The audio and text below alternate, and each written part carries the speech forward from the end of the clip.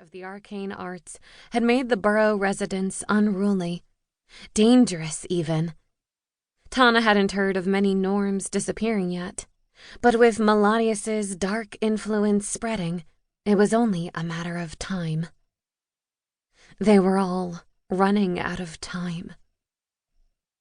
It wouldn't be long until he'd absorbed enough power, gained enough strength after traveling over to their realm to attempt an attack on New York City.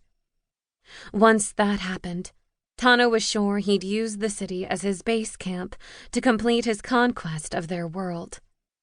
Then there really would be nothing left worth fighting for, and no one who could fight against him. She crept across the transept to the ambulatory, hoping beyond hope she'd find someone still alive. 2 thick wooden doors had been set into the stone wall, tightly shut. Tana knocked. No answer. She knocked again, harder. Then she tried the handle, applying perhaps more pressure than necessary, until the old iron grip snapped off and the door creaked open. Someone gave a frightened cry from inside. Bodies scuffled away from her as she stepped into the room.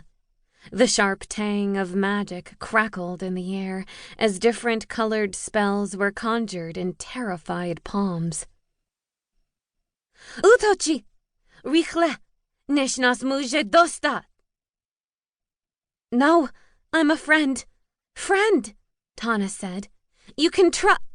She barely leapt aside as a spell blasted the wall beside her.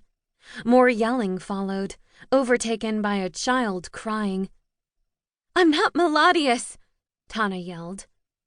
The attack paused. Tana stayed crouching behind a table until she felt safe enough to peer over the lip. Oh, hex it all. The kids. 5 of them, the oldest no more than 8, the youngest cowering behind the others, cheeks red and streaked with tears. The oldest child stepped forward, spells still ready to cast. His eyes narrowed at her. Who are you? He asked in halting English. You are not bad? Tana kept her hands up as she slowly rose. I'm not bad.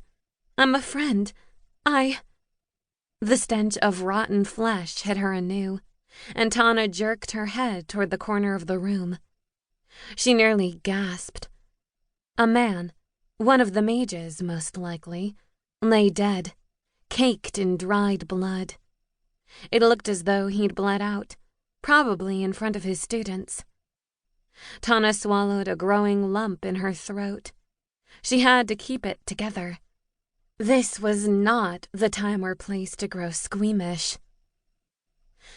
Where are your other masters? Where are the mages? The boy's face hardened, his eyes speaking of a horror he would never reveal. They are dead. Everybody is dead. The younger child sobbed louder before one of the girls managed to comfort him. Tana's spirits plummeted. She closed her eyes for a brief moment, letting that sink in. Another council. Gone. But at least here there were these few survivors.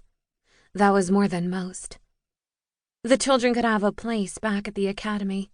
A safe place. For now, at least. Tana whipped back around toward the door as something moved in the cathedral's atrium. She forced her breathing steady. I'm going to get you out of here, she said, keeping her voice light. I'll take you somewhere safe. The older boy's eyes narrowed. Safe? He said the word like he couldn't believe it was possible. Where? New York City. Have you heard of it? It's a great, big place and a bunch of amazing people, other supernaturals just like you, are there. She didn't mention that the reason a bunch of supes were there was because most were using it for sanctuary. Soon, New York would be the last magical stronghold left.